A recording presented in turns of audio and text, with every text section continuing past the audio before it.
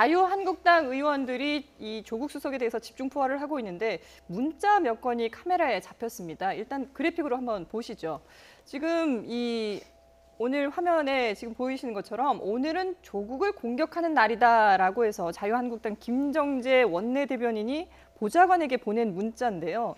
이게 정말 비판을 위한 뭔가가 잘못에 대한 비판이 아니라 비판을 하기 위한 비판을 준비하고 있는 듯한 그런 모습이에요. 그러니까 방금 전에 조 변호사님이 얘기했던 것처럼 이런 방식으로 국민이 판단하게 됐을 경우에는 자유한국당 입장에서는 전혀 좋을 수가 없는 거죠. 오히려 부담된다. 그러니까 굉장히 예. 이게 어찌 보면은 대통령이 하고 있는 모든 정국에 대해서 발목 잡기식으로 야당이 움직이게 됐을 경우에는 건전하고 합리적인 비판까지도 매도될 수 있는 상황으로 볼 수 있는 거거든요. 네. 근데 여기에 대한 문자 메시지가 공개됐던 부분들이기 때문에 자유한국당 특히 김정재 의원을 비롯한 사람들 입장에서는 굉장히 좀 부담감을 안을 수밖에 없는 거고요. 뭐 그럼에도 불구하고 지금 청문회 전국이 이제 막 시작하고 있고 앞으로도 줄줄이 많은 후보들이 있는 건데 여기에 대해서 뭔가의 기준을 따져묻지 않고 가게 됐을 경우에는 야당도 모든 것들이 청와대와 대통령이 하는 데에 끌려갈 수는 없는 정국 아니겠습니까? 그러니까 거기에 대한 합당한 문제 제기를 할 수는 있는 거고 따라서 여기에 대해서 오늘 굉장히 좋은 합리적인 중재 조정안을 사실 그 우원식 원내대표가 냈거든요. 지금 이제 야당 입장에서는 이번 임시국회 내에서 운영위원회를 열고 여기에 조국 수석이랑 청와대 인사수석들을 출석시키자는 거지 않습니까? 네.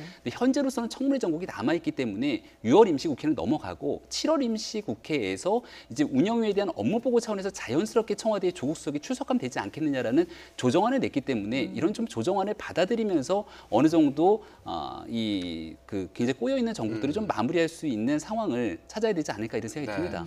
그런데 지금 벌써부터 이전 정권에서 인사검증 실패에 대한 책임을 지고 물러났던 수석들의 그 사례가 거론이 되고 있거든요. 네, 그렇죠. 이런 분위기 자체가 사실 뭐 수석들에게 좀 부담이 될 수도 있을 것 같아요. 그렇죠. 이제 선례가 있기 때문에 또 이런 부분도 이제 생각을 안 할 수가 없는데요. 물론 이제 노무현 정부 때도 그랬고, 그다음에 이명박 정부 때도 각각 그 수석과 총리 그리고 그 민정수석, 검찰총장 후보자가 사퇴한 이력이 있습니다. 네. 근데 다만 이제 관련돼서 조국 수석이 그 정도의 그 비등한 그 실수를 했는지에 관련된 부분은 국민들이 조금 생각해볼 부분이고요. 무엇보다도 조국 수석에 관련돼서 지금 출석을 요구를 하고 있는데 지금 여당 측에서는 그런 걸 얘기를 하고 있거든요. 예전에 그 우병우 수석, 국정농단에 관련돼서 우병우 수석도 출석을 요구했지만 안 나왔는데 그에 비하는 상당히 경미한 이런 그 인사 실수에 관련돼서 출석을 요구하는 거 합당하지 못하라고 얘기를 하고 있어서 이런 부분도 야당이 어떻게 생각하는지에 대해서 좀 감안해 봐야 될 것 같습니다.